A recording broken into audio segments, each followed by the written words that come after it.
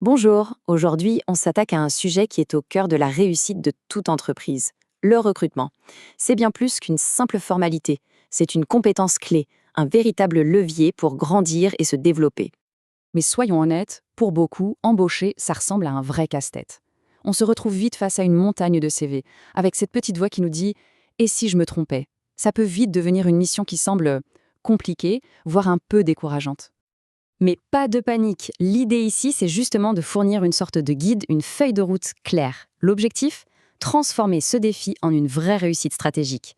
On va voir ça ensemble, étape par étape, pour mettre toutes les chances de son côté. Alors, on commence par le commencement. La toute première étape, et sans doute la plus importante de toutes, savoir exactement ce que l'on cherche. Il faut définir le besoin avec une précision quasi chirurgicale, parce que sans un plan clair, on navigue un peu à l'aveugle. Et pour ça, l'outil numéro 1, c'est la fiche de poste. Ce n'est vraiment pas juste un document administratif, loin de là. C'est la pierre angulaire de tout le processus. C'est ce qui nous fait passer d'une idée un peu floue, du genre il nous faudrait quelqu'un », à un portrait robot très clair du profil idéal. Et ce qui est génial avec une bonne fiche de poste, c'est qu'elle sert bien au-delà du recrutement.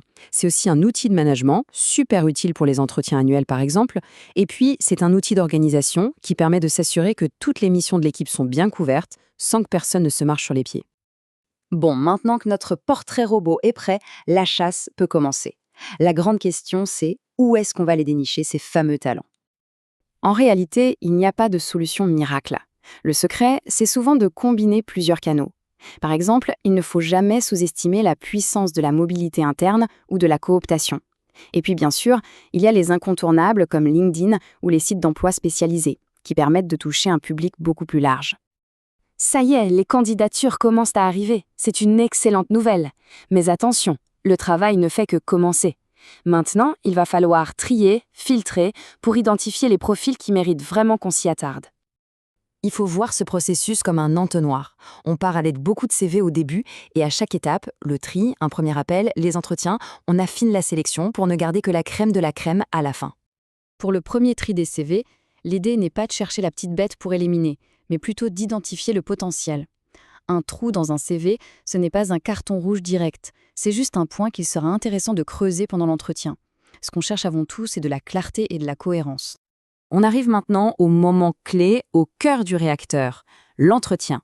Et ce n'est surtout pas un interrogatoire, non, c'est une conversation, un échange pour voir si ça peut matcher des deux côtés, pour le candidat comme pour l'entreprise.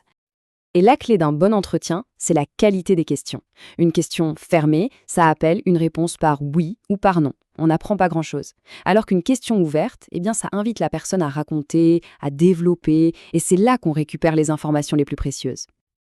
Prenez cette question par exemple. Elle est excellente. En une seule phrase, on peut évaluer tellement de choses. La gestion du stress, la capacité à trouver des solutions, l'esprit d'initiative. On sort de la théorie pour toucher du doigt la compétence réelle, le vécu.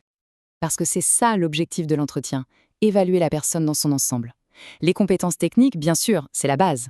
Mais la capacité d'écoute, la motivation réelle, et surtout le fait de se dire « oui, cette personne va bien s'intégrer à l'équipe », ça c'est tout aussi crucial. Attention, petit point très important. Recruter, ce n'est pas le Far West. C'est un processus qui est très encadré par la loi. Et ignorer ces règles peut coûter très très cher. Il est donc indispensable de les connaître pour garantir un processus juste et équitable pour tout le monde. En fait, le principe de base est très simple. Chaque question posée doit avoir un lien direct et nécessaire avec le poste. C'est tout. On est là pour évaluer des compétences professionnelles, pas pour s'immiscer dans la vie privée. Donc tout ce qui touche à la situation familiale, la santé, les opinions, c'est non seulement hors sujet, mais c'est surtout illégal. 45 000 €, c'est le montant de l'amende qui peut être infligée pour discrimination à l'embauche en France. Et ça, c'est sans parler des peines de prison. Ce chiffre, il est là pour rappeler que le respect de la loi, ce n'est pas une option, c'est une obligation.